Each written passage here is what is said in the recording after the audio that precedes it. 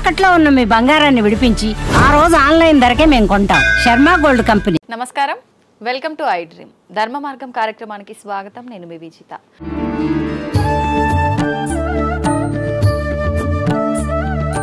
ప్రస్తుతం మనతో పాటు ఉన్నారు శ్రీ విద్యా ఉపాసకులు సుధీర్ శర్మ గారు. ఇప్పుడు వారితో మాట్లాడి వినాయక చవితి గురించి, అసలు మనం ఎప్పుడూ తెలుసుకోని విషయాలు, వినని విషయాలు, మనకు తెలియని విషయాలు వారితో మాట్లాడి తెలుసుకుందాం. నమస్కారం అండి. నమస్కారం. ఎలా ఉన్నారు? బాగున్నాము. వినాయక చవితి, వినాయకుడు అని, లంబోదరుడు అని, గణనాయకుడు అని రకరకాల పేర్లతో పిలుచుకుంటాం. అవును. ముందుగా వినాయకుడు, అసలు వినాయక అంటే అర్థం ఏంటండి? అర్థం ఏమైనా ఉందా పేరుకి? వినాయక అనే దానికి మంచి అర్థం ఉంది. సర్వాన్ వినయతి హితం అనుశాస్తీతి వినాయక అని అమరకోశంలో అర్థం. వినాయక అంటే ఏంటంటే సర్వాన్ వినయతి హితం అనుశాసయతి, అందరికీ వినయాన్ని బోధించువాడు లేదా మంచిని బోధించువాడు లేదా మంచిని ఇచ్చువాడు వినాయకుడు. జ్ఞాన ప్రదాత అంటారు కదా, ఇంకా ఎవరికి ఏది కావాలో అది ఆయన జ్ఞాన ప్రదాత. ఇంకా సిద్ధి బుద్ధి ఉన్నారు కదా ఆయనకి, ఎట్లా ఇద్దరు. సో ఆయన అనుగ్రహం వల్ల మనకి ఏంటంటే మంచి లక్షణం అలవడుతుంది. మంచిని బోధించేవాడు అంటే మనల్ని మంచి మార్గంలో పెడుతున్నట్టు లెక్క కదా. సో కానీ వినాయకుడు అంటే వినాయక అంటే మనల్ని వినయంగా ఉండడానికి, మనకి ఏది మంచో అది చెప్పి మనల్ని ఒక సరైన మార్గంలో పెట్టేవాడు వినాయకుడు. ఓకే, అది ప్రధానంగా వినాయకుడు. అలాగే ఆయనకున్న ప్రతి ఒక్క పేరుకి ఒక అర్థం ఉంటుంది. ఇప్పుడు లంబోదర అంటే లంబం అంటే చాలా పెద్దగా హ్యాంగింగ్ అని అర్థం. పెద్ద హ్యాంగింగ్ టమ్మీ ఉన్నవాడు అని అర్థం, బాగా పెద్ద బొజ్జ ఉన్నవాడు అని అర్థం. తర్వాత శూర్పకర్ణ అంటే చెవులు లాంటి పెద్ద ఏనుగు ఎలా ఉంటాయి చెవులు పెద్దగా. శూర్పం అంటే చాట, చేట లాంటి చెవులు ఉండేవాడు. కర్ణ అంటే చెవులు. అలా ఆయన ప్రతి పేరుకి ఒక అర్థం, అది మనతో ముడిపడి ఉంటుంది. మళ్ళీ ఇప్పుడు వినాయక అంటే ఆయన పేరు అంటే ఆయన పేరు మనకు ఒక మెసేజ్ ఇస్తుంది, సందేశం. ఆయన చూసి ఏం నేర్చుకోవాలి అంటే. ఓకే, అద్భుతం అండి. ఇప్పుడు వినాయకుడికి పేర్లతో పాటు రూపాలు కూడా ఉన్నాయంటారు కదా, ఎన్ని రకాల రూపాలు ఉన్నాయి? వినాయకుడికి మొత్తం 32 మనకు మంత్రశాస్త్రంలో దేవతా ఉపాసన క్రమంలో. ఇప్పుడు మామూలుగా మనం లక్ష్మీ గణపతి ఇలాంటి పేర్లను వింటుంటాం, హరిద్రా గణపతి. ఒక్కొక్క దేవతా స్వరూపం ఒక్కొక్క ఉద్దేశం కోసం ఉన్నది. మనకు 32 దేవతా స్వరూపం, 32 వినాయకుడి యొక్క స్వరూపాలలో మనకి ప్రధానంగా చెప్తాను, వాటి చదువుతాను. వాటి పేర్లు ఫస్ట్ నేను ఒకసారి అంటాను, తర్వాత వాటి పేర్లు విడిగా చెప్తాను. ప్రధానంగా వచ్చి బాలః తరుణ భక్తౌ చ వీరశక్తిర్ద్విజస్థథ సిద్ధ ఉచ్ఛిష్ట విఘ్నేశౌ క్షిప్రో హేరంబ నాయకః లక్ష్మీ గణపతిశ్చైవ మహావిఘ్నేశ్వరస్తథ విజయః కల్ప నృత్తశ్చ ఊర్ధ్వ విఘ్నేశ ఉచ్యతే ఏకాక్షరో వరశ్చైవ త్రియక్షర అక్షిప్రదాయకః హరిద్రాఖ్యశ్చైకదంతః సృష్టిరుద్దండనాయకః రుణమోచనకోఢుండిః ద్విముఖః త్రిముఖస్తథా సింహయోగశ్చ దుర్గా చ దేవః సంకటహారకః అని 32 పేర్లు వినాయకుడికి. ఏం పేర్లు అవి అంటే బాలగణపతి, తరుణ గణపతి, భక్త గణపతి, వీర గణపతి, శక్తి గణపతి, ద్విజ గణపతి, సిద్ధ గణపతి, ఉచ్ఛిష్ట గణపతి, విఘ్న గణపతి, క్షిప్ర గణపతి, హేరంబ గణపతి, లక్ష్మీ గణపతి, మహాగణపతి, విజయ గణపతి, నృత్త గణపతి, ఊర్ధ్వ గణపతి, ఏకాక్షర గణపతి, వర గణపతి, సృష్టి గణపతి, క్షిప్రప్రదాయక గణపతి, త్రియక్షర గణపతి, హరిద్రా గణపతి, ఏకదంత సృష్టి గణపతి, ఉద్దండ గణపతి, రుణ విమోచక గణపతి, డుండి గణపతి, ద్విముఖ గణపతి, త్రిముఖ గణపతి, సింహ గణపతి, యోగ గణపతి, దుర్గా గణపతి, సంకటహర గణపతి. ఇంతమంది ఉన్నారు. 32 మంది గణపతులు వారి వారి అంటే వారి వారి యొక్క విశేషమైన శక్తిని అన్ని రకాలుగా విఘ్నేశ్వరుడు ఆయన అందులో నిక్షిప్తమై ఉన్నాడు. ఓకే, ఇప్పుడు ఇన్ని రూపాలతో ఇన్ని పేర్లతో గణపయ్య ఉన్నాడు కదా, మరి అంటే ప్రత్యేకించి మనం ఏ రూపంలో ఆరాధించినా పర్వాలేదా? ఒక్క రూపంలో ఉన్న గణపయ్యని ఆరాధిస్తే ఒక రకమైన ఫలితం కలుగుతుంది అని ప్రత్యేకించి అలా ఏమైనా ఉంటుందంటారా? ప్రధానంగా గణపతి లక్షణం ఆయన ఏ రూపంలో ఉన్న ఆరాధన ఆయనకే కదా. మూల రూపం గణపతి, బేసిక్ ఫామ్ వచ్చి గణపతి. ఆయనకున్న వేరియేషన్స్ అనుకోవచ్చు, మనం అదర్ ఫార్మ్స్ అనుకోవచ్చు. ఒకటే మూల రూపమే, ఆ రూపం ఆయనకున్న ఎసెన్సెస్. ఆయన ఈ రకంలో బాల గణపతి. ఇప్పుడు రుణమోచన గణపతి అనే పేరుంది ఫర్ ఎగ్జాంపుల్, ఇది అందరికి ఈజీగా కనెక్ట్ అవుతుంది. రుణం అంటే అప్పులు మోచన, అప్పులు అయినా అప్పులు తీర్చడం ఏంటండి, గణపతికి ఏం పనండి, మన అప్పులతో అనుకోవచ్చు మనం. రుణమోచన గణపతి అంటే మనకు రుణం నుంచి మనల్ని విముక్తి చేస్తాడు ఆయన. ఎలా చేస్తాడంటే మనం హార్డ్ వర్క్ చేస్తాం, కష్టపడతాం, ఏదో మంచి మార్గం దొరికి మనకి తొందరగా అంటే మన రుణం అంటే మనం ఫైనాన్షియల్గా చూసుకుంటాం. దేవతా రుణం ఉంది, పితృ రుణం ఉంది, ఋషి రుణం ఉంది, ఇవన్నీ అప్పులే. వాళ్ళకి చేయవలసింది వాళ్ళకి చేయకుంటే అప్పే కదా. సో అందువల్ల ఆ రుణాన్ని మనకు నింపడానికి, అది పూడ్చడానికి రుణమోచన గణపతి అనే ఒక గణపతి యొక్క అవతారం ఉంది.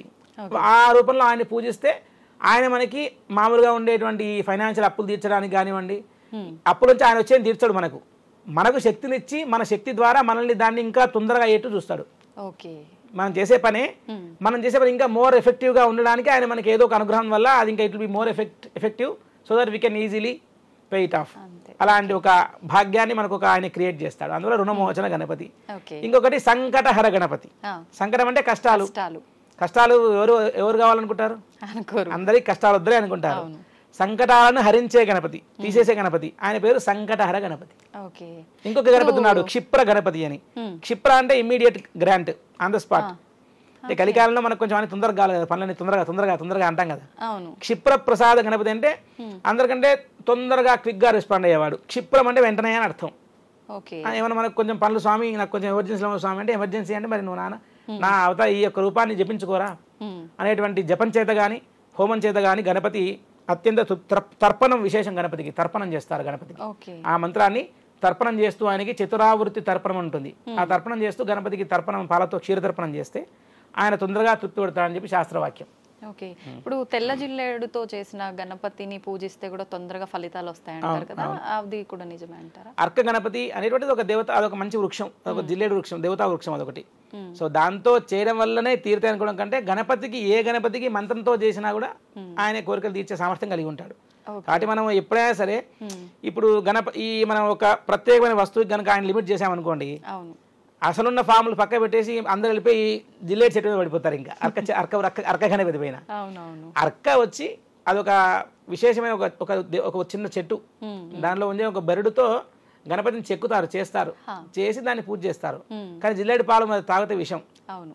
సో కాబట్టి బయట అందరూ అంటే వింటుంటాం కదా మనం మామూలుగా, అర్క గణపతికి అభిషేకం చేసి తీర్థం తీసుకోవచ్చా, మరి జిల్లేడు చెట్టు విషం కదా, దానిలో పడే పాలు తీర్థంగా తీసుకోవచ్చా అంటే మరి ఇవన్నీ తీసుకోవచ్చా? మరి అది ఇంకా మన రిస్క్ తీసుకోవచ్చా అంటే ఇంకా ఆ చెట్టుని ఎంత బాగా మనం ఆ బెరడుని శుభ్రపరిచి దాన్ని చేసుకుంటున్నామా దాని మీద డిపెండ్ అయి ఉంటుంది.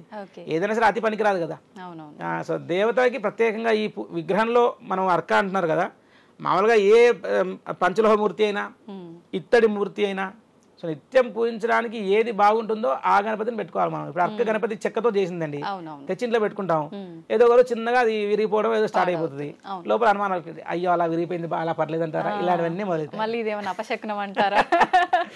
కాబట్టి మనకు మూర్తి అర్చామూర్తి అంటే మీరు అన్నట్టు మంచి ప్రశ్నే, చాలా మందికి అనుమానమే. అర్క గణపతి మాత్రమే కోరికలు తీరుస్తాడా, వేరే వాళ్ళు తీర్చలేరా అంటే అసలు గణపతి అనేటువంటి పేరు తీసేసి మీరు మిగతా మాట్లాడండి, గణపతి లేకుండా ఏం లేదు కదా. కాబట్టి గణపతి అనేటువంటి మూల రూపాన్ని పెద్ద మైక్రో ఫామ్ అయినా బిగ్గెస్ట్ ఫామ్ అయినా మ్యాక్రో ఫామ్ అయినా ఆయనను పూజించడం వల్ల ఆయనకు మనకు వెంటనే కోరికలు తీరుస్తాడు. అది ఏ ఫామ్ అయినా అవ్వచ్చు, అది అర్క గణపత, మట్టి గణపత, పసుపుతో చేసిన గణపత, బంగారు గణపత, ఆయనకు సంబంధం లేదు. ఆయనకేం సంబంధం? ఎవరు నన్ను భక్తిగా జపం చేస్తున్నారు, పిలుస్తున్నారు అనే దాని మీదే దేవతలు అనుగ్రహించేటువంటి లక్షణం కలిగి ఉంటారు. ఎందుకంటే వాళ్ళకు స్తుతి అంటే ఇష్టము, స్తోత్ర ప్రియులు దేవతలందరూ. కాబట్టి 1000 నామాలు కదా, సహస్రనామాలు ఉన్నాయి, మరి అందరికీ ఉన్నాయి. 1000 ఎందుకని ఒకటి సరిపోదా అంటే మరి అన్నిసార్లు పిలిస్తే వాళ్ళకి ఆనందం. అదొక ప్రతి ఒక్క నామానికి ఒక విశేషం, ఒక స్పెషాలిటీ, వాళ్ళకి దానిలో ఒక రహస్యమైన అర్థం మనకు కూడి ఉంటుంది. కాబట్టి అర్క గణపతికి పూజ చేసినా బంగారు గణపతికి పూజ చేసినా కూడా ఫలం భక్తితో చేస్తే సమానము. మనశుద్ధితో ఆ దేవత యందు సంపూర్ణమైన విశ్వాసం, వినాయకుడు అంటే వినాయకుడే, స్వామి నువ్వే దిక్కు, నన్ను నువ్వే రక్షించు అనే శరణాగతి ఉందనుకోండి, విగ్రహంతో సంబంధం లేదు. స్వామికి విగ్రహం ఉంటుంది ఖచ్చితంగా, అందరూ వద్దన పెట్టుకుంటారు, కానీ భక్తి.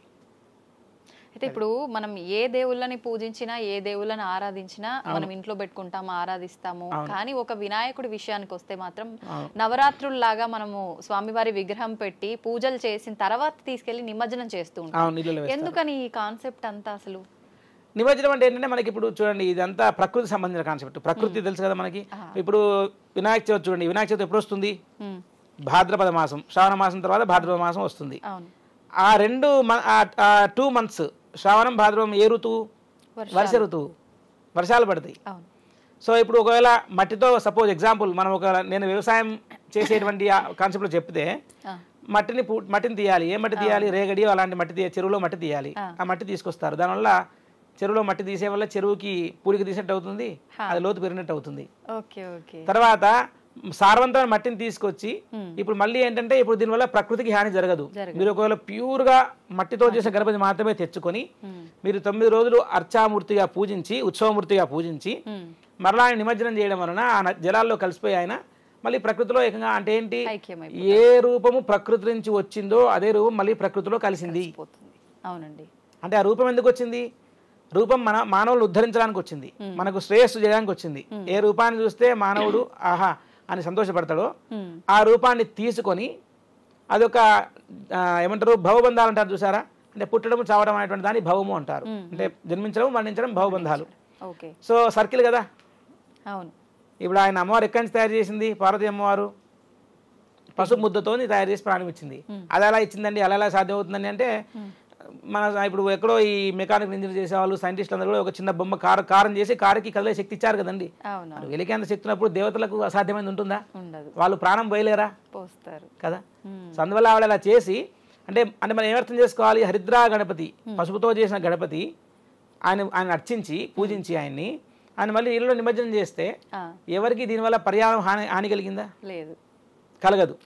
సో కాబట్టి మట్టితో చేసిన గణపతి ఈ 9 రోజులు ఆయన్ని పూజించి ఆయనకు నిమజ్జనం. మనం ఇప్పుడు అన్ని దేవతలకు ఉద్వాసన చెప్తాం కదా. ఉద్వాసన అంటే మనం పిలుస్తాము, ఇప్పుడు ఇంటికి ఎవరు చుట్టాలు వచ్చారండి రండి కూర్చోండి అంటాం, వెళ్ళేప్పుడు వెళ్ళొస్తామంటే వెళ్ళండి అంటాం కదా, అవునా కదా. So we are inviting, we are sending them off. మనకు ఆ 9 రోజులకి స్వామి అతిథి. ఆయన విశేషంగా పూజలు అందుకొని 9 రోజులు అనుగ్రహించి నాయన వచ్చే సంవత్సరం వస్తానరా, మళ్ళీ ప్రత్యేకంగా వస్తాను. ఇప్పుడు మామూలుగా నేను స్టూడియోకి రావడం వేరు, ఒక విషయం కోసం మాట్లాడడం కదా. అవునండి. కాన్సెప్ట్ ఆ కాన్షియస్ వేరు కదా. ఆయనకి 9 రోజులు భాద్రపద శుక్ల చతుర్థి నుంచి ఆయన విశేషంగా అర్చించి 9 రోజులు పూజించి ఆయనకి 10వ రోజు 9వ రోజు వాళ్ళ అనుకూలం ప్రకారం నిమజ్జనం చేసేస్తారు. అయితే ఇప్పుడు వినాయకుడిని నవరాత్రులు మాత్రమే పూజిస్తారని అంటారు కదా, నిజంగా అది ముందు నుంచి పురాతన కాలం నుంచి ఉన్న ఆచారమేనా ఈ నవరాత్రుల? వినాయక చతుర్థి అయితే ఖచ్చితంగా మనకు శాస్త్రాల్లో మనకు చాలా మంది అన్ని చోట్ల మనకు వినాయక చవితి మన ఈ కథ కానివ్వండి, మనకు ఈ నీలాపనిందుల కథ కానివ్వండి, ఇవన్నీ కూడా వేదోక్తమైనటువంటిదే. ఎందుకంటే మనకు చతుర్థి సంక్రాంతి చతుర్థికి చాలా మంది వ్రతం పట్టుకుంటారు, సంకష్టి అని అంటారు దాన్ని. సో ఈ వినాయక చవితి నవరాత్రులు మనకు మామూలుగా చరిత్ర చూసుకుంటేనంటే ఈ బాలగంగాధర తిలక్ గారి ద్వారా స్వాతంత్ర ఉద్యమ సమయంలో ఆయన హిందువులందరినీ ఒక చోటు తేవడానికి ఆయన వినాయక చవితి మండపాలు ఏర్పాటు చేసి అన్ని రకాల కమ్యూనిటీస్ని ఒక దగ్గర తీసుకొచ్చి వాళ్ళలో భక్తిభావం నింపడానికి, ఒక ఐకమత్యాన్ని చూపించడానికి ఆయన నవరాత్రులుగా మొదలెట్టారని చెప్పి మనకు చరిత్ర చదువుతుంటే మామూలుగా ఎక్కడ చూసినా అదే అందరం వింటుంటాం మనం. కాకుంటే వినాయక చవితికి ఆ రోజు స్వామికి చతుర్థి, మనకు 9 రోజులు ఏది చేసినా మనం 9 రోజులు చేసుకుంటాం మనకి. సో ఆ 9 రోజులు మనకు చాలా విశేషమైన సంఖ్య. అందుకని ఆ 9 రోజుల్లో పూజ చేసేటువంటి ఆ లక్షణం మరి అప్పటి నుంచి వచ్చిందా? కాకుంటే అయితే ఏ కీర్తనలు చూసుకున్నా కూడా మనకు నవరాత్రి, ఇప్పుడు అమ్మవారి నవరాత్రులు తీసుకుంటే అమ్మవారికి నవరాత్రులు 9 రోజులు 9 రూపాలు, 9 అనేక రకాల రూప విశేషాలు, ఒక రూపము, ఒక అలంకారం అన్ని ఉన్నాయి. కానీ గణపతికి భాద్రపద శుక్ల చతుర్థ్యాం బ్రాహ్మణాది పూజితం అని చెప్పి ముత్తుస్వామి దీక్షలో కీర్తనలో అంటారు. అంటే భాద్రపద శుక్ల చవితి రోజు, శుక్ల అంటే తెలుపు, చంద్రుడు ఫుల్ తెలుపుగా అయ్యేటువంటి క్రమము అంటే పౌర్ణమి. పౌర్ణమిలో చంద్రుడు is going to become full white. శుక్లం అంటే తెలుపు అర్థం. శుక్ల పక్షము అంటే the fourth night which moon becomes full is going to become full white, అది శుక్లపక్షం. కృష్ణపక్షం అంటే కరిగిపోవడం, నలుపోవడం, అంటే అమావాస్యకి దగ్గరగా వెళ్ళటం కృష్ణపక్షం. సో శుక్లపక్ష చతుర్థి నాడు భాద్రపద మాసంలో విశేషంగా వినాయకుని ఆ రోజే అర్చన చేయాలని మనకు వేదోక్తమైనటువంటి ప్రమాణం. నవరాత్రులు ఇంకా మరి వ్యవహారికంగా అనుకోవచ్చు, ఎక్కడైతే మరి దాని గురించి ప్రత్యేకంగా నేనైతే విన్నది లేదు. నవరాత్రులు అయితే మనకు అదే మీరు అన్నట్టు ఒక ప్రత్యేకమైన భక్తి వాతావరణం క్రియేట్ చేయడానికి వినాయక నవరాత్రులు బాలగంగాధర తిలక్ గారి ఆధ్వర్యంలో ఎక్కువగా పేరు పొందాయని మనం చరిత్ర ద్వారా వింటూ ఉంటాం. అది అయితే ఇప్పుడు చాలా మంది ఒకప్పటి కాలంలో చూసుకుంటే ఇళ్లలో చాలా తక్కువ మంది పెట్టేది, కాలనీస్ లో సామూహికంగా ఎక్కువగా సెలబ్రేట్ చేసుకునే వాళ్ళు పండుగని. ఇప్పుడు చూస్తే ప్రతి ఒక్కరి ఇంట్లో 90% పెట్టడానికి ఎక్కువ ఇంపార్టెన్స్ ఇస్తున్నారు. కానీ కొంతమంది మాత్రం పెద్దవాళ్ళు అది ఆచారం ఉండాలి, ఇంట్లో వాళ్ళు ఎలా పెడతారు, మేము ఎప్పుడు మా పురాతన కాలం నుంచి ఏ తరంలో పెట్టలేదు, అది మళ్ళీ శుభమో అశుభమో ఇట్లా మాట్లాడుతుంటారు. నిజంగా మనం ఏ శుభకార్యం చేసినా ఏ కార్యం చేసినా పూజించేది ఆ గణపయ్యని. మరి అలాంటి దేవుణ్ణి పూజించడానికి ఆచారాలు వంతనలు ఇవన్నీ చూసుకోవాలి లేదండి. ఇప్పుడు మేము వచ్చింది చాలా బేసిక్ మినిమం పల్లెటూరు. సో పల్లెటూరులో ఎవరు గణపతి అయినా బతుకమ్మ పండుగ అయినా మన తెలంగాణ వైపు చూసుకుంటే అసలు ఆ పండుగ లేని ఏ ఇల్లు లేదు. ఉండదు. అవును. వ్యవసాయదారులకి గణపతి అంటే అసలు గణపతి పండుగ వస్తే వాళ్ళకు చాలా ఎంతో ఉత్సాహం. మా పల్లెటూరులో చిన్న చిన్న పల్లెటూరులో గణపతిని పెడితే అందరూ వచ్చి అసలు ఆ హరికథ భజన కాలక్షేపము ఎన్ని రకరకాల అద్భుతంగా ఉండేది. ఎవరి పనులకు వాళ్ళు వెళ్ళొచ్చిన తర్వాత సాయంకాలం అందరూ ఒక దగ్గర నిదానంగా నిమ్మలంగా అందరూ కలుసుకొని సాయంకాలం భజన అంటే కానివ్వండి, కోలాటం కానివ్వండి, చాలా అద్భుతంగా చేసేవాళ్ళు. కాబట్టి గణపతికి ఎప్పుడు కూడా ఇళ్లలో చేయకుండా ఉండడం అయితే నాకు తెలిసిన కాలం ఎక్కడ లేదు. మీరు అన్నట్టు ఒకవేళ ఇల్లులో చేయడం మాకు అచ్చిరాదు అని ఎవరైనా అనుకుంటే, అంటే ఏమన్నా వాళ్ళకి జరిగిన ఏమన్నా చెడుని వాళ్ళు దీనికి అప్లై లింక్ పెట్టుకొని ఆలోచన చేస్తారు. అది కూడా కారణం కావచ్చు. అది వాళ్ళ సెంటిమెంటల్ ఇష్యూస్ అవి. మనం వాళ్ళని ఇంకా చేయను అని ఫిక్స్ అయితే మనం చేయడానికి మనం ఫోర్స్ చేయలేము మనం ఇంకా ఎవరినైనా సరే. కానీ మీరు అన్నట్టు కాలనీల్లో మనకు ఒక సమూహంగా అందరు కలిసి ఒక దగ్గర కూడి చేసుకోవడం అయితే అందరూ చెయ్యాలి, ఖచ్చితంగా చెయ్యాలి. చేస్తేనే మనకు ఒక భక్తి వాతావరణం ఏర్పడి కనీసం కొంతమందికైనా భక్తి అనేటువంటి విషయం తెలుస్తుంది. నిజంగా. ఇప్పుడు అలా ఇంట్లో దేవుడి విగ్రహం పెట్టుకున్న వాళ్ళు ఎన్ని రోజులు పూజలు చేయాలంటారు? దాన్ని ఏం మనం ఇంపోజ్ చేసుకోవద్దండి. ఒకరోజు మామూలుగా ఇప్పుడు అదే ఇప్పుడు ఏంటంటే చాలా మందికి 9 రోజులు చేయాలంటే వాళ్ళ ఫుడ్ హ్యాబిట్స్ వల్ల జంకుతారు. అయ్యో ఇంట్లో శుభ్రంగా లేదు కదా, పిల్లలు ఆహారం, పిల్లలు తినే ఫుడ్ వేరు, మా ఫుడ్ వేరు అని వాళ్ళకి చాలా ఆలోచన ఉంటాయి. ఇది ప్రాక్టికల్ గా చూసుకోవాలి. భాద్రపద శుక్ల చతుర్థి వినాయక చవితి నాడు ఖచ్చితంగా పూజ చేయడం పరిపాటి అందరు చేస్తారు. ఇంకా వాళ్ళు ఇంకా అనుమానం లేకుండా వాళ్ళ ముందే వాళ్ళు ఫిక్స్ అవ్వాలి. నేను 3 రోజులు స్వామివారిని పూజిస్తాను, 5 రోజులు పూజిస్తాను. ఇప్పుడు మనకు హైదరాబాద్ లో చూసుకుంటే ఒకరు 3 రోజులు, ఒకరు 2 రోజులు, ఒకరు 1 రోజు, ఒకరు 5 రోజులు, ఎవరి ఇష్టం వాళ్ళు. ఇప్పుడు అవి రాత్రులు కౌంట్ చేయాలా, డేస్ కౌంట్ చేసుకోవాలా? దీని పేరు చూడండి మీరు, నవరాత్రులు. 9 రాత్రులు. మామూలుగా అయితే మేము చిన్నప్పుడు వినేది 9 రాత్రులు అయిన తర్వాత 10వ రోజు సాయంకాలం తీసేవాళ్ళు, లేదా 9వ రోజు రాత్రి తీసేవాళ్ళు వినాయకుడికి. సో కలిసి ఉద్వాసం చేసేసి 9వ రోజు ఆయన నీళ్ళలో ఉద్వాసం చేసేవాళ్ళు, ఆయన నిమజ్జనం చేసేవాళ్ళు. సో 9 రోజులు పూజ. ఇంక మనం రాత్రి అంటే మేబీ ఏమన్నా ఇర్రిలెవెంట్ కావచ్చేమో ఇప్పుడున్న పరిస్థితి, కానీ 9 రోజులు పూజ మనకు పొద్దున సాయంకాలం స్వామికి విశేషంగా పూజలు చేసిన తర్వాత నిమజ్జనం చేసుకుంటారు. ఓకే. అయితే ఇలా ప్రతి సంవత్సరము వినాయకుని ఇంట్లో పెట్టే ఆచారమే కావచ్చు, అది ఒక అలవాటుగా మారిన వాళ్ళు ఇంట్లో ఒక 2-3 ఆడవాళ్ళు ఉన్న పరిస్థితులు ఉంటాయి. ఒకరికి వీలవ్వదు, మిగతా 2కి వీలవుతుంది. మరి ఇంట్లో అలా ఒకరు పక్కన ఉన్నప్పుడు మేము ఇంట్లో మళ్ళీ వినాయకుని ఈ సంవత్సరం చేసుకోవచ్చు. ఎవరికైతే అడ్డం లేదు, అడ్డంకి శుభ్రంగా ఎవరైతే మామూలుగా నార్మల్గా ఉన్నారో యాక్చువల్లీ పూజలు భర్తలు చేయాలి. భర్తలు చేస్తే వాళ్ళకి కావాల్సిన సంభారాలు ఏర్పాట్లు చేసి పెట్టేస్తే ఆయన దీపారాధన చేసి ఆయనకు కావాల్సిన పూజా సామాగ్రి, కలసించం కానివ్వండి, ఆచమనం చేసుకునే పాత్ర కానివ్వండి, మంచి పూలు పళ్ళు స్వామివారు కావాల్సిన రెడీ పెట్టేస్తే భర్తలు వచ్చి కూర్చొని పూజ చేయాలి. భార్యాభర్తలు ఇద్దరు కూర్చొని చేస్తే ఇంకా అద్భుతం, ఇంకా తిరగలేదు. ఎవరికైతే పడదో ఆ సంవత్సరం ఇంకా వాళ్ళు పక్కన కూర్చుంటే ఏది జాగ్రత్తగా ఉండి మడిగా ముట్టుకోకుండా, తీర్థం ప్రసాదం తీసుకోకుండా వాళ్ళు మామూలుగా ఇంకా అంతే ఆ నామాన్ని మనసులో స్మరణ చేసుకోవాలి. మిగతా వాళ్ళు చేసుకోవచ్చు, ఎవరికి అడ్డలేదో వాళ్ళు చేసుకుంటారు బై డిఫాల్ట్ చేసుకోవచ్చు. కానీ పెద్దవాళ్ళు చెప్తూ ఉంటారు అట్లా ఎట్లా చేస్తారు, ఒకరు పక్కన ఉన్నప్పుడు ఎంత పక్కకున్నా అంటూ అయిపోతుంది కదా, అందుకే శుభ్రంగా అంటున్నాను. ఇప్పుడు అట్లా వాళ్ళు ఏంటంటే అందరికి అది కొంతమంది ఇంకా ఆచారంగా ఉండి కలుపుకోరు, కొంతమంది పద్ధతిగా ఉండి, ఎందుకంటే అదొక డిసిప్లిన్. ఇంకా దానికి మనం వేరే అనవసరమైనటువంటి అర్థాలు అంటగట్టొద్దు. ఇప్పుడు ఒక డిసిప్లిన్ అంతే, అది ఒక డిసిప్లిన్. ఆ 3 రోజులు విశ్రాంతి తీసుకుంటారు, అయిపోయింది. వాళ్ళకి మూడ్ స్వింగ్స్ ఉంటాయి, రకరకాల ఇబ్బందులు ఉంటాయి, అన్ని ఉంటాయి. కాబట్టి భక్తి మీద ఎక్కువ దృష్టి పెట్టే అవకాశం ఉండకపోవచ్చేమో, మనసు ఇంక వేరే రకంగా ఆలోచనలు చేయొచ్చేమో. కాబట్టి ఆ 4 రోజులు పక్కన విశ్రాంతి తీసుకొని దానికి నిత్య పూజ చేసుకుంటాం. ఇప్పుడు ఆ స్త్రీ ఆ ఇంటి ఇల్లాలు దూరం ఉంది, భర్త నిత్య పూజ చేస్తాడు, చేయాలి. ఇంట్లో పూజారంలో ముట్టుకోకుండా ఉండి స్నానం చేసి మంచి శుభ్రమైన బట్టలు కట్టుకొని బొట్టు పెట్టుకొని నిత్య దీపారాధన చేసుకుని తర్వాత మీ లైఫ్ స్టైల్ మీరు పడిపోండి. ఇంకా అన్నిటికీ లింక్ చేసుకుంటే పూజకి ఇంకేం చేయలేము మనం. పొద్దున స్నానం చేసి పూజ చేసి దండం పెట్టుకుని బయటపడ్డామంటే ఆ రోజు హాజరు పడ్డది చాలు. ఇంకా తర్వాత నీ పని నువ్వు చేసుకో, ఎక్కువ ఆలోచన చేయొద్దు, చేసుకోవచ్చు. ఇప్పుడు వినాయకుడి విషయానికి వస్తే రకరకాల పత్రాలతో స్వామివారిని పూజిస్తూ ఉంటాము. ఎందుకండి? ప్రకృతి అంటే ప్రకృతిలో మనకు అన్ని రకాల పత్రాలు ఉపయోగకరమైనటువంటివి. ప్లస్ ఇంకొక కారణం కూడా ఆలోచన చేయొచ్చు. ఏనుగు ఏం తింటుంది అనేటువంటి పత్రాలు ఆయనకి ఇష్టమైన ఆహారం. ఏనుగని ఆకులుగా తినేది, ఆకులు, చెరుకు గడ, మొక్కజొన్న పొత్తులు కదా. కాబట్టి ప్రకృతి నుంచి వచ్చే అన్ని రకాల అవన్నీ దేవతా వృక్షాలు, దేవతా పుష్పాలు మనకు కొన్ని చెప్పబడ్డాయి. అలాంటి వృక్షాలు, అలాంటి చెట్ల ఆకులతో మనకు ప్రకృతి పూజ. అంత గరికలో ఏముంది? కానీ యో దూర్వాంకురైర్ యజతి, ఎవరైతే దూర్వాలతో పూజ చేస్తున్నాడో వినాయకుడికి, దూర్వా గరికతో ఎవరైతే హోమం చేస్తున్నారో గణపతికి కోరిన కోరికలు తీరుస్తున్నాడని చెప్పారు. ఎంత ఈజీ అండి. గరికలో ఏముంది, అవును కాస్త నెయ్యి గరిక ఆయన్ని సమిధలు తెచ్చుకొని హోమం చేస్తే ఆయన సంతోషపడుతున్నాడు ఈజీగా గరికల చేత కదా. తర్వాత వరి పేలాలతో హోమం చేస్తారు గణపతికి. ఆయనే చాలా అఖండమైన శ్రేయస్సు కీర్తిస్తాట మనకి ఓకే ఉపనిషత్తులో చెప్పడం జరిగింది. దూర్వాంకురాలు, దూర్వా అంటే గరికలు, తర్వాత మోదకాలు, ఆయనకు మోదకాలతో చేస్తే వాంఛిత ఫలమాప్నోతి, కోరిన కోరికలు తీరుస్తాడట. ఇంకేం కావాలి ఆయనకి చెప్పేసాడు క్లియర్ గా. కాబట్టి మనకి ఏ పూజా పద్ధతి అయినా ఫుల్ గా మనకు మన యొక్క శాస్త్రాల్లో క్లీన్ గా చెప్పబడింది. అవి అర్థం చేసుకోవాలంటే బాగా సంస్కృతం వస్తే తప్పితే అర్థం చేసుకోలేరు. దేంతో చేయాలి అంతే, అది శాసనం, అది ఇంకా దానికి రూల్ అంటే రూల్ అంతే, అది అలాగే ఫాలో అవ్వాలి. అలా ఫాలో అయితేనే ఆ చెప్పిన కోరిక ఏదైతే ఉందో అది తీరుతుంది. కాబట్టి ఏకవింశతి పత్రాలు ఆయనకు అన్ని కూడా ఆ రోజు వేసి ఆయనకి ప్రకృతి నుంచి, ప్రకృతి ఆరాధన మన పండుగలన్నీ. ఒక పండుగ వచ్చిందంటే ఏ సనాతన ధర్మ పండుగ అయినా కానివ్వండి, అన్ని చూడండి మీరు, మామిడాకులు, బంతిపూలు, తోరణాలు కట్టుకోవడానికి, గరిక, అరటాకులు, ఇవన్నీ మంచిగా పేడతో ఇళ్ళలుకోవడం, ఒకప్పుడు ముగ్గు వేసుకోవడం, పసుపు, కుంకుమ, ఇవన్నీ ఏంటి, దీనిలో ఏమైనా కెమికల్స్ ఉన్నాయా? లేదు. అంటే మనం ఎక్కువ ప్రకృతిని ఆరాధించామండి. మనం మొత్తం ప్రకృతే. ప్రతిదీ పంట పండితే ఆ ఫ్రెష్ వచ్చిన పంట ఆయనకు అర్పించడం, మొక్కజొన్న కంకులు కానివ్వండి, సీతాఫలాలు కానివ్వండి, తర్వాత వెలగపండు, వెలగపండులో చాలా ఈ తత్వం ఉంది, ఫిలాసాఫికల్ మీనింగ్. వెలగపండులో గుజ్జులా వచ్చింది అంటే ఎవరికి తెలియదు.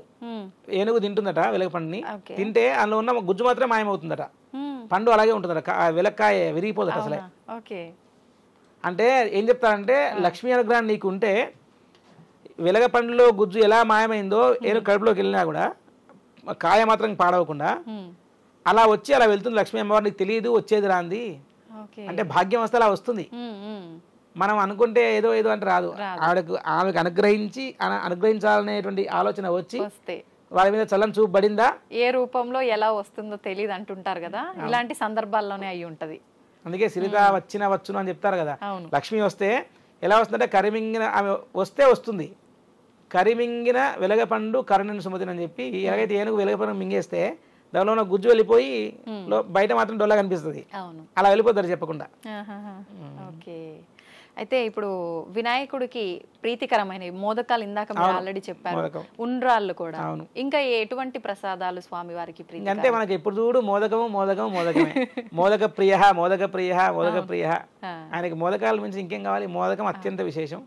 ఇంకా మనం ఒకవేళ గణపతిని గజావతారం కదా, గజముఖం కదా, ఏనుగు అవతారం, ఏనుగు ఏం తింటుంది అని ఆలోచన చేసుకుంటే మామూలుగా జస్ట్ ప్రకృతి పరంగా ఒక ఏనుగుని మనం ఒక పెద్ద మహా జంతువుగా చూసినప్పుడు ఏనుగును గజరాజం అంటారు కదా, గజరాజం అది ఒక రాజులాగా నడుస్తుంది, టీవీ ఎలా నడుస్తుంది, దానికి ఏం కావాలి, ఏం తింటుంది, ఇష్టంగా విరుచుకొని చెరుకు గడలు తింటుంది, ఇష్టం చాలా. అది మామూలుగా ఓహో ఏనుగు ఇష్టం కాబట్టి అవి పెట్టడం. మనం ఏనుగుని చూస్తే గణపతి అనుకుంటాం కదా, అవి గణపతి అంట ఏనుగుని చూస్తే మనం. సో కాబట్టి గణపతికి మోదకాలు, తర్వాత అటుకులు, బెల్లము, ఇవన్నీ కూడా మనకు పల్లెటూరులో చిన్నప్పుడు పంచిపెట్టేవాళ్ళు. అటుకులు, బెల్లము, అష్టద్రవ్యం అని హోమం చేస్తారు గణపతికి. అటుకులు, బెల్లము, తెల్ల నువ్వులు, తేనె, బెల్లము, కొబ్బరి పొడి ఇవన్నీ వేసి హోమం చేస్తారు.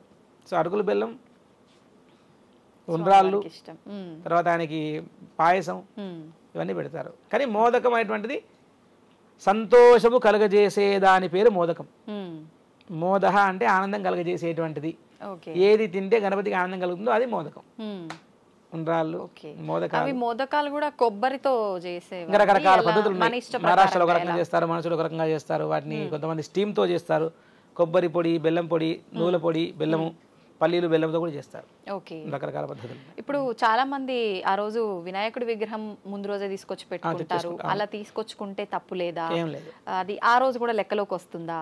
లేదు, మనకి ఎందుకంటే పండగ ఏ రోజు ఉంటే ఆ రోజు నుంచి లెక్క కదా. పూజలు ఎప్పుడైతే అందుకున్నారో అప్పటి నుంచి లెక్కలోకి అంటే ఆ కాన్షియస్, అరే రేపు పూజ అనేటువంటి కాన్షియస్ మనసులో మనకు అప్పటించే మనసు శుద్ధంగా తయారవుతుంటుంది. మనం క్లీన్ చేసుకోవాలి, ప్లేస్ క్లీన్ చేసుకోవాలి, గణపతికి మంటపం పెట్టుకోవాలి, ముగ్గు వేసుకోవాలి, ఆయనకు చిన్న కింద అరటాకు వేయాలి, ఆ పత్రాలు, పుష్పాలు తెచ్చుకోవాలి. సో విగ్రహం ముందు రోజు అఫ్ కోర్స్ మనం ఏర్పాటు చేయాలి. తెల్లవారుజామున అంటే మరి ముందు రోజు రాత్రి ఆయన పెట్టుకోవాల్సిందే కదా. కాబట్టి వినాయక చవితి రోజు నుంచే పండగ స్టార్ట్, ఆ రోజు నుంచే లెక్క. ఓకే, తెల్లవారుజామునే పూజ చేసుకోవాలంటారా? కొంతమంది సాయంకాలం చేస్తూ ఉంటారు కదా. అవునవును. ఏది లెక్కలో? ఇప్పుడు మంటపాలలో అందరూ సాయంకాలంలో చేసుకుంటారు. అదేంటంటే వాళ్ళ ఏర్పాట్ల మీద డిపెండ్ అయి ఉంటుంది. ఎందుకంటే అందరు రావాలి, అందరూ కలవాలి, వచ్చి పొద్దున ఏవో పనులు ఉంటాయి అవి చేసుకోవాలి. ప్లస్ ఇళ్లలో పూజ చేసుకొని కానీ సాయంకాలం సొసైటీకి వెళ్ళరు బయట పెట్టే పూజలకి. కాబట్టి ఎప్పుడైనా చేసుకోవచ్చు, మన అనుకూలం అండి. ఇప్పుడు పురోహితుల సమక్షంలోనే చేసుకోవాలా ఇంట్లో పెట్టుకున్న వాళ్ళు? అంతే కదా, ఇంట్లో పెట్టుకున్న వాళ్ళు అదే అండి, మళ్ళీ సబ్జెక్ట్ టు వాళ్ళకి తెలుగు భాష బాగా వచ్చి అన్ని మంచిగా శుద్ధంగా ఉచ్చారణ చేసుకునే శక్తి ఉంది, నాకు అస్థయో అర్ఘ్యం సమర్పయామి ముఖే ఆచమనీయం సమర్పయామి ఇంత క్లియర్ గా వాళ్ళు చెప్పగలిగితే సంతోషంగా చేసుకోవచ్చు. దానికి ఉంది. కానీ పురోహితుని పిలిచి చేస్తే మంచిది, పురోహితులు చేస్తే వాళ్ళు కల్పోక్తంగా మీకు ఇబ్బంది లేకుండా ఉంటుంది కదా. అవును, హ్యాపీగా అంతే బ్రహ్మాండంగా నిజంగా పూజ మంచిగా పూర్తయింది అనే ఒక తృప్తి కూడా నిదానంగా చేసుకోవాలి, తొందరపడకుండా నిదానంగా ఒక భక్తితో. అసలు నామస్మరణ లేని పూజ వేస్ట్ అండి, నామస్మరణ చేయాలి. రోజంతా మనసులో జై గణేశ జై గణేశ ఓం వినాయకాయ నమః గణేశాయ నమః అనుకుంటూ ఆ డే అంతా ఆ రోజు నాకు అంకితం చేసేయాలండి మొత్తం. ఇంకా అసలు అది లేకుండా పూజ అంటే ఇంకా వ్యర్థం. స్మరణ నామస్మరణ చాలా పెద్దది, అది చేయలేము మనం, మన మైండ్ అటు ఇటు వెళ్ళిపోతుంటుంది. ఖచ్చితంగా వీలైతే పురోహితుని పిలిచి చేసుకోండి, సంతోషం. లేదు తెలుగు భాష బాగా వచ్చు, లేకుంటే ఇప్పుడు అందరూ యూట్యూబ్లో పెట్టేసుకుంటారు. యూట్యూబ్లో అవును. సో కాబట్టి జాగ్రత్తగా ఇంకా కన్ఫ్యూజ్ లేకుండా చేసుకోవాలి. సో వినాయక వ్రతకల్పం పుస్తకం దొరుకుతుంది, అది పెట్టుకొని జాగ్రత్తగా అందరూ ఓన్లీ భర్త కూడా చేస్తే భార్య మేకప్ చేసి కూర్చోవడం కాదు, భార్య పిల్లలు అందరూ కూర్చోవాలి భర్తతో పూజకి. మొత్తం ఏ పండగైనా కుటుంబం మొత్తం కూర్చొని బొట్టు పెట్టుకొని సరైన వస్త్రధారణ వేసుకొని చేసుకోవాలి పూజ. అది అత్యంత ఆవశ్యకం, అవసరం కూడా చాలా ఈ రోజున ప్రపంచానికి. పిల్లలకి మనం రానివ్వకుండా వాళ్ళకి ఏం తెలియదు, నువ్వు పక్కకి వెళ్ళిపోతే వాడు ఇంకా అటే వెళ్ళిపోతాడు. ఇంకా వాడికి తెలియకున్నా సరే కూర్చోబెట్టి వాంతో అన్ని చేయించాలి పూజల్లో, చేస్తే వాళ్ళకి ఇంట్రెస్ట్ కలుగుతుందండి. చిన్నపిల్లలు తీసుకొచ్చి వాళ్ళకి అన్ని ఆ పని చేయి ఈ పని చేయి, మామిడాకులు తీసుకురా అవి తీసుకురా అవి తీసుకురా అదంది అంటే వాళ్ళు వచ్చి అన్ని పనులు చేసి పెడతారు మనకి. సో వాళ్ళకి ఏంటి, వాళ్ళు కలుపుకొలుతాం, మనల్ని కూడా కలుపుకుంటున్నారు, అరే మనం కూడా వెళ్ళి చేయాలి అని వాళ్ళకి ఉత్సాహం వస్తుంది బాగా. ఆ పూజలో ఉన్న వైబ్రేషన్స్ కూడా వాళ్ళకి కూడా అర్థమవుతాయి. అంటే ఏంటి ఈ రిచ్ ట్రెడిషన్, మన కల్చరల్స్ ఇంత ఘనంగా ఇంత ధనంగా ఎంత బాగా ఉంది పిల్లలకు తెలుస్తుంది. వాళ్ళు మనం ఖచ్చితంగా ప్రతి పూజలో వాళ్ళు ఇన్వాల్వ్ చేసుకోవాలి, వాళ్ళకి జోక్యం కలగజేయాలి. అది అయితే ఇప్పుడు స్వామివారి పూజ అంతా అయిపోయిన తర్వాత గుంజిళ్ళు తీస్తుంటారు. అవును, దాని వెనకాల ఏదైనా ఇంకా ఆంతర్యం ఉందా, లేదంటే నేను చేసే పూజలో ఏమైనా తప్పొప్పులు ఉంటే క్షమించమని అడగడమా? పరమార్థం అయితే మనం తప్పు చేస్తే ఐఎమ్ సారీ అంటాం కదా, అలాంటిది అనుకోవచ్చు. కాబట్టి ఇప్పుడు కొంతమంది ఈ మధ్యలో ఏదో సైంటిఫిక్ గా దానికి ఒక హెల్త్ రీజన్ యాడ్ చేసి కూడా చెప్తున్నారు. కానీ మనం బేసిక్ మీనింగ్ తీసుకుందాం. సాష్టాంగ నమస్కారం చేస్తామంటే ఏంటి, స్వామి నేను నీకు దాసుని దాసోహం. ఏ అవయవాలతో తప్పులు చేసే అవకాశాలు ఉంటాయో ఆ సెన్స్ ఆర్గాన్స్ అన్ని నేను నీకు ఇచ్చేస్తున్నాను, నువ్వు వాటిని కంట్రోల్లో పెట్టి నన్ను మంచి మార్గంలో పెట్టు. సాష్టాంగ నమస్కారం అంటే స అష్ట అంగ నమస్కారం. అంగం అంటే పార్ట్, ఏ పార్ట్ 8 పార్ట్స్ అట. ఏమిటంటే ఉరస శిరస దృష్ట్యా మనస వచస తథా పద్భ్యాం కరాభ్యాం కరణాభ్యాం ప్రణామః సాష్టాంగ ఉచ్యతే. ఏ పార్ట్స్ భూమికి తగలాలంటే ఉరస ఛాతి, శిరస తల, దృష్ట్యా 2 కళ్ళు, మనస హృదయము, వచస నోరు, పద్భ్యాం 2 పాదాలు, కరాభ్యాం 2 చేతులు, కరణాభ్యాం చెవులు. ఇవన్నీ ఆ స్వామికి నేను నీకు ఇచ్చేసాను, నువ్వు నన్ను ఇవి నేను సరెండర్ చేస్తున్నా, నువ్వు నన్ను ఇవన్నిటిని శుద్ధ ప్యూరిఫై చేసి నాకు మంచి జ్ఞానం నీవు. అది సాష్టాంగ నమస్కారం. గుంజీలు కూడా అలా ఆ కోలకి వస్తాయి. అపరాధ అంటే మనం స్వామి ఏమన్నా ఎక్కువ చేసినా తక్కువ చేసినా క్షమించని అడుగుతున్నాం మనం ఆయన. న్యూనం అంటే తక్కువైనా, అతిరిక్తం ఎక్కువైనా నన్ను క్షమించు. ఇప్పుడు మామూలుగా మనం ఏ పూజ చేసినా కూడా అక్షతలు వాడే విధానం చాలా తక్కువగా వాడాలి, అక్షతలు పొదుపుగా అని చెప్తుంటారు. కానీ ముఖ్యంగా గణపయ్య పూజకు వచ్చేసరికి చాలా తక్కువ అక్షతలు తీసుకోండి అని చెప్పి, ఏంటండి అక్షతల ఏమో మరి నేను ఎక్కడ వినలేదు. కానీ అక్షంతలు బియ్యం వేయకుండా ఎక్కువ వాడుకోవచ్చు, తక్కువ వాడుకోవచ్చు. 2,10,000 అంటే ఏం లేదు. అంటే వాళ్ళు ఏమన్నా ఎక్కువ చిన్న బాబుకి ఏమన్నా పూలు ఇస్తున్నాం అనుకోండి, ముళ్ళున్న పూలు ఇస్తే గుచ్చుకుంటాయి కదా, అలాంటి కాన్షియస్ కనుక ఉండుంటే ఎక్కువ బియ్యంతో కొడితే దెబ్బ తగులుతుందేమో. మూర్తిలో స్వామివారి మరి ఆయన ప్రాణశక్తితో ఉన్నారు కదా. కానీ అట్లేం లేదు, మనం ఏదైనా సరే అదే అంటున్నా. అందుకే అటు ఎక్కువ అవ్వద్దు, ఇటు తక్కువ అవ్వద్దు, ఏది ఎంత కావాలో అంత వేయాలి. ఇప్పుడు ఆయనకి అక్షతాన్ని సమర్పయామి అంటే ఈ నక్షతలు పాల దగ్గర వేసి నమస్కారం చేయాలి, కానీ ఇలా టపా ఇసిరి కొట్టొద్దు. అష్టోత్తరం చేస్తే ఏంటి భక్తిగా సమర్పించాలి స్వామికి, అలా నెమ్మదిగా ఒక అనురాగంతో చేయాలి.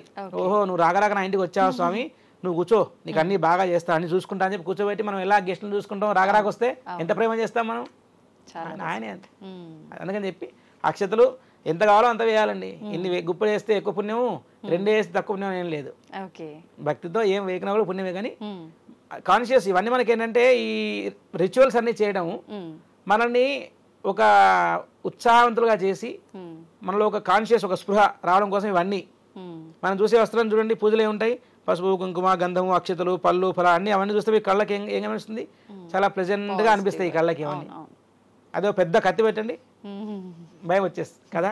సో మనకి ఏంటంటే ఆ కళ్ళకి ఒక మంచి ప్లెజెంట్ కనిపించి మన మనసు చాలా సాఫ్ట్గా అయిపోతుంది అంతే కదా. ఇప్పుడు పూలు చూస్తే మనం సాఫ్ట్గా బయట పాటు ఆహా మన కళ్ళకి ఎంత ఆనందం కలుగుతుంది. అది కంటికి ఫుడ్, అది ఒక మంచి ఒక అందమైన పుష్పమో లేకుంటే మంచి కట్టడమో చూసినప్పుడు ఆహా అనిపించడం, that's food for the ice. మంచి ప్రసాదము నోటికి ఆహారం, మంచి సుగంధం నోస్ ఫుడ్, మంచి సంగీతం, మంచి ఏదో ఒక పాట చెవులకి ఫుడ్ కదా. అంటే ఇన్నిటిని ఆ పూజలో మనం తృప్తిపరుచుకుంటున్నాం కదా. ఒక మంచి మాట మనసుకు ఫుడ్. ఎవరైనా బాగా మనం పోడితే సంతోషపడమా? పడతాం కదా. పడడమే, ఇంకా పడిపోవడమే. సో గణపతిని కూడా అదే ప్రేమతో బాగా పూజించి ఆయన పడేసుకోండి. స్వామి నన్ను చూసుకోవాలి, నేను నీవాణ్ణి, నువ్వు నా వాడివి, అయిపోయింది. వీఆర్ ఫ్రెండ్స్, సఖా అంటే ఒక మిత్రత్వంతో ఉండాలి. కాబట్టి ఆయనకు ఎవరు పల్లెటూరులో పాపం ఏమి లేదు అంటే ఏమి లేకుండా ఏమంటారు రిసోర్సెస్ లేని ప్లేస్లో కూడా, ఏమి అవసరాలు లేని ఏమి ఏర్పాట్లు చేసుకోలేని ప్లేస్లో కూడా ఎంతో భక్తిగా వాళ్ళు తెచ్చి చేసుకొని అన్ని పాలవెల్లి కట్టి దానికి మారేడికాయలు అవి కట్టి ఎంత ముద్దుగా చేసుకుంటారు పూజలు. అంటే దానిలో ఏముంది, ఏం కనిపిస్తుంది మీకు? దానిలో భక్తి కనిపిస్తుంది మనకి కదా. అంతే. చిన్న చిన్న పిల్లలు కూడా స్కూల్ ఏజ్ లో ఉన్న పిల్లలు కూడా వినాయక చవితి వాళ్ళే చేయాలండి ఎక్కువ. ఇప్పుడు వాళ్ళే చేయాలి. ఇప్పుడు ఆ జనరేషన్ ఎక్కువ పూజలు చేయాలి, వాళ్ళకే మనం అన్ని నేర్పించాలి, వాళ్ళకే చెప్పాలి ఎక్కువ. ఇప్పుడు చేస్తే ఈ గ్యాప్ ఏదైతే వచ్చిందో ఈ గ్యాప్ ఫుల్ఫిల్ కావాలి. వై అనే క్వశ్చన్ ఆన్సర్ చేసేటువంటి కెపాసిటీ అందరూ కలిగి ఉండాలి. క్వశ్చన్ చేయాలి, దానికి అందరూ పురోహితులు కానివ్వండి, వేద విద్య నేర్చుకున్న వాళ్ళు కానివ్వండి, అందరూ కూడా దానికి సమాధానం చెప్పేటువంటి ఆలోచన కూడా కలిగి ఉండాలి. లేకుంటే గ్యాప్ ఏర్పడితే చాలా నష్టం జరుగుతుందండి. ఏ క్వశ్చన్ ఉన్నా వాళ్ళు హెల్తీగా అడగాలి, హ్యాపీగా. స్వామి ఒకసారి చెప్పారా మాకు తెలియదు అడగాలి.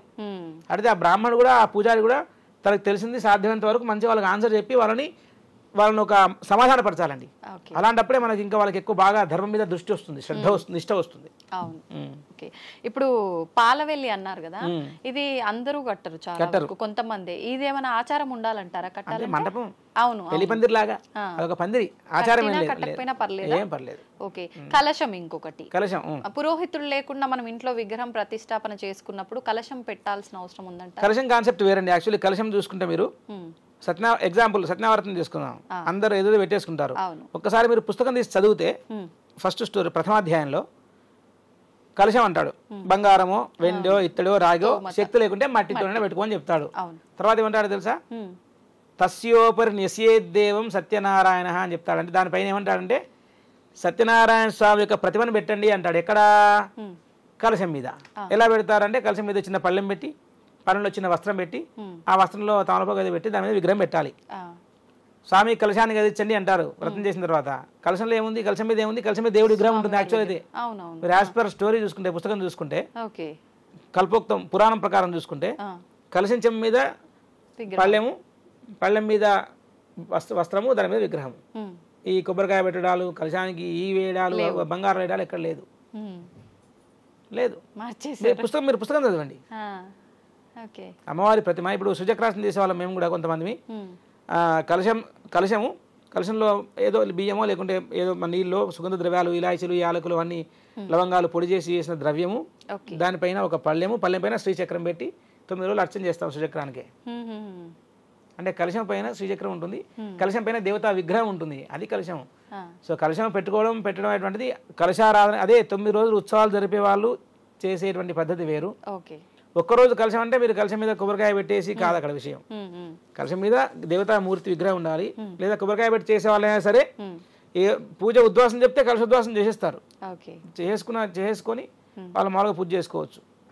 కలశం పెట్టాల్సిన నియమం అయితే ఖచ్చితంగా అంటే ఇంకా 9 రోజులు చేసే వాళ్ళకి, లేదా అందరూ ఎవరో పెట్టారు మనం పెట్టలేదని ఆలోచన రావడానికి ఆస్కారం ఉంటుంది. సో కంపేర్ చేసుకుంటారు కదా. కాబట్టి పురోహితుడు చెప్తారు ఖచ్చితంగా, పురోహితుడు ఎట్లా చెప్తే అట్లా చేసుకోవాలి. ఓకే. ఇప్పుడు విగ్రహం తీసుకొచ్చుకునేటప్పుడు కూడా తొండం ఇటువైపు ఉండాలి, అటువైపు ఉండాలని చెప్పి డిస్కషన్లు చేస్తూ ఉంటారు. అది చూసుకోవాలంటారా? నిజంగా చూసుకోవచ్చు. ఎందుకంటే ఎడమ సైడు కుడి సైడు, ఎక్కువ వైపు చూస్తే ఎడమ సైడే ఉంటుంది తొండం, కుడి సైడ్ చాలా తక్కువ. ఎటువైపు ఉండేది మనం తీసుకోవచ్చు, ఎటువైపునా తీసుకోవచ్చు. రెండు ఏదైనా సరే గణపతి ముఖం కలిగి ఉండాలి ఫస్ట్. అంతే. నిజంగా ఏదైనా చేసుకోవచ్చు. అంత అనుమానం అయితే పెట్టే పని నేను చేయను. ఎందుకంటే అంత ఆలోచన చేసేంత చెప్పదగ్గ సమాచారం అంటే ఫిలసాఫికల్గా ఉండొచ్చు. కానీ ఈ నవరాత్రికి మామూలుగా అయితే అందరూ దాదాపు తొండం ఇలా ఇటువైపు తిరిగే ఉంటుంది, ఎడమవైపు తిరిగే ఉంటుంది దాదాపు. ఎందుకంటే చేతిలో మొదగా ఉంటుంది కదా, అది తీసుకునే ప్రయత్నం. ఓకే. అంటే పూజాపరంగా రెండు పెట్టుకోవచ్చు. కానీ మీరు ఎక్కువ చూస్తే విగ్రహాలు చేసేవాళ్ళు వాళ్ళు దాదాపు వాళ్ళు ఒక శిల్పశాస్త్రం ప్రకారం చేస్తారండి. వాళ్ళు మనం దాని మీద కామెంట్ చేయలేము. వాళ్ళు ఎందుకు వాళ్ళు యాక్చువల్లీ లేకుంటే కొంతమంది ప్రత్యేకంగా అడుగుతారు మాకు రైట్ సైడ్ ఉంది తొండం చేయమని. మీరు విగ్రహాలు చేసే వాళ్ళ దగ్గరికి వెళ్తే వాళ్ళ దగ్గర ఒక పక్కా ఇన్ఫర్మేషన్ ఉంటుంది, మా దగ్గర కూడా ఇన్ఫర్మేషన్ ఉండదు. వాళ్ళ శిల్పశాస్త్రం ప్రకారము దేనో ద బెస్ట్ అన్నట్టు వాళ్ళు ఏం చేయాలి చేస్తారు. ఎందుకంటే మరి అన్ని లక్షల మంది విగ్రహాలు కొంటున్నప్పుడు తప్పు కొట్టరా, వెంటనే తప్పు చెప్పేస్తారు వాళ్ళకి కదా. కాబట్టి ఏది దొరికితే అది తెచ్చుకొని చేసుకోవచ్చు. ఓకే. ఒక్కొక్కసారి మనం విగ్రహాలు తీసుకునేటప్పుడు ఎక్కడో ఒక చిన్న డ్యామేజ్ అట్లా అవుతుంటుంది. ఇంకా తప్పనిసరి పరిస్థితుల్లో ఏదో ఒకటి తీసుకోవాల్సిందే తప్పదు అని, కానీ లోపల ఎక్కడో చిన్న అనుమానం అయితే ఉంటది. నిజంగా పూజ చెయ్యొచ్చా, మనం ఇంట్లో దేవుడి పటాలు ఎక్కడన్నా ఇంత అయితేనే తీసి పక్కన పెట్టేస్తాము, మరి ఇది పనికి వస్తుందా ఈ విగ్రహం అని చూసి తెచ్చుకోవాలి. అందుకే ఇప్పుడు మట్టి విగ్రహం కొన్నారనుకోండి, మట్టి విగ్రహం శిథిలం అయితే ఇంకోటి తెచ్చుకోవాలి, ఇంకా తప్పదు. అట్లా అంత దొరకని పరిస్థితుల్లో ఇంకా పసుపు వినాయకుడు చేసుకోవడమే చూసుకొని బ్రహ్మాండంగా. ఇంకా అంతకుమించి మనం చేసుకుంటే మన చేతిలో ఇంకేమో మనకు తృప్తి కూడా ఉంటుంది. శిథిలమైన విగ్రహంతో పూజ చేసుకోవద్దు, అది సర్వసాధారణం, అందరూ చెప్పే విషయం, పనికిరాదు. ఎందుకంటే మనకు అంత ఇష్టంగా అపురూపంగా తెచ్చుకునే విగ్రహం అయ్యో కన్ను ముక్కు విరిగిపోయింది చెవులు విరిగిపోయాయి అంటే మనం ఎలా చేసుకున్న పూజ మనకు మనసు ఒప్పదు కదా. ఫస్ట్ ఆఫ్ ఆల్ అది ముద్దుగా ఉండి కళాత్మకంగా ఉంటేనే విగ్రహం ఇంటికి తెచ్చుకొని పూజ చేసుకుంటాం. లేదంటే మనం విగ్రహాన్ని అదే అంటున్నా, మనం నేర్చుకునే ప్రయత్నం చేయాలి, పిల్లలకి నేర్పించాలి. మంచి మట్టితోనో లేకుంటే పసుతోనో విగ్రహం చేసుకొని అందులో పూజ చేసుకోవాలి. సాధ్యమైనంత వరకు అన్ని డీటెయిలింగ్స్ కరెక్ట్ గా ఉన్నాయో చూసుకుని విగ్రహం తెచ్చుకోవాలి ఇంటికి మనం, అది శ్రేయస్కరం. ఇప్పుడు ఇంత చేసినాం కానీ పూజకు ఫలితమే దక్కలేదని బాధపడుతుంటారు. అలాంటి బాధ లేకుండా ఈ నవరాత్రుల్లో కానీ లేదు ఇంట్లో మనం ఎన్ని రోజుల నుంచి పూజలు చేసామో దాని ఫలితం కరెక్ట్ గా దక్కాలంటే సింపుల్ గా ఏం చేస్తే బాగుంటుంది? ఫలితం దక్కాలంటే భక్తిగా శ్రద్ధగా నామస్మరణ చేయాలి. ఓకే. అంటే ఫలితం దక్కాలంటే రెండు విషయాలండి. ర్యాపిడ్గా వచ్చి 9 రోజులు పూజ చేయగానే గణపతి వచ్చి మనతో సెల్ఫీ దిగిపోడు కాదు. అది సాధన అటువంటిది కొన్ని సంవత్సరాల తపశ్శక్తితో వచ్చేటువంటి అనుగ్రహం అండి. మీరు సంకల్పం చేసుకోవాలి. ఫలితం దక్కాలంటే సంకల్ప లోపం. స్వామి నాకు ఇది కావాలి, కానీ నేను నీ యందు ఒక కథలని దృఢమైన ఒక స్ట్రాంగ్ నాకు విశ్వాసం నీలో ఉంది అనేటువంటి శక్తి లేకుంటే సంకల్ప సిద్ధి ఆలస్యం అవ్వచ్చేమో. కానీ 9 రోజుల్లో పూజ చేసాము నా కోరిక తీరలేనటువంటి నిరాశ ఉండొద్దు. ఏ పూజ కానీ ఏ దానము కానీ ధర్మం కానీ నామస్మరణ కానీ వ్రతము కానీ హోమం కానీ యజ్ఞము కానీ యాగం కానీ ఏ మనిషి అయినా చేస్తే దాని ఫలితము వేస్ట్ పోదు. నో, దానికి మీకు ఫలితం వచ్చి తీరుతుంది. ఈరోజు కాకుంటే రేపు. నమ్మకం ఏంటండి అంటే ఏదో కోరికతో ఏదో పూజ పునస్కారం చేస్తాము, ఆ కోరిక ఎప్పుడు తీరుతుందో అప్పుడు ఆహా స్వామి అనుగ్రహించావా అనుకోవాలి. అంటే మనం వేసిన ఉత్తరం చేరిందని, చేరుతుంది. చేరినప్పుడు అక్కడ జవాబు ఆన్సర్ వస్తుంది కదా, ఐ గాట్ యువర్ లెటర్ అని చెప్పి. మన అన్ని కూడా గ్యారంటీ, పూజలు అన్ని గ్యారంటీయే. భక్తితో చేస్తే కోరిక తీరని భక్తుడు లేడు. అందుకే మరి ఇంత భక్తి మరి జనాలకి, లేకుంటే ఎవరు రారు కదా. అవును, అది సంతోషం అండి. చాలా మంచి విషయాలు చక్కగా వివరించారు. ధన్యవాదాలు. ధన్యవాదాలు. శ్రీమాత్రే నమః.